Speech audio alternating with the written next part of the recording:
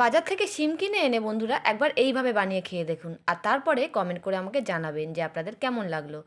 শিমগুলোকে সুন্দরভাবে কেটে ধুয়ে পরিষ্কার করে একটু হালকা করে ভেজে তুলে নিলাম কড়াইতে। বেশ কিছুটা তেল দিয়ে কালো জিরা সম্বার দিলাম আর 2 চামচ মতন সর্ষে বাটা দিয়ে সুন্দর করে একটু ভাজা ভাজা করে নিচ্ছি।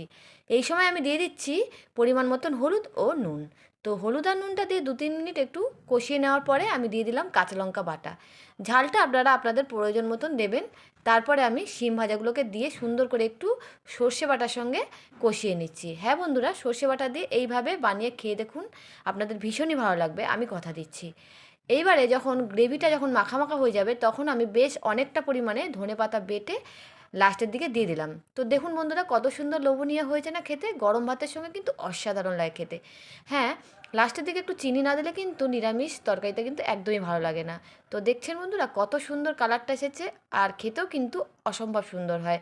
যদি ভালো লাগে বন্ধুরা, এরকম নতুন নতুন ভিডিও পেতে আমার চ্যানেলটিকে সাবস্ক্রাইব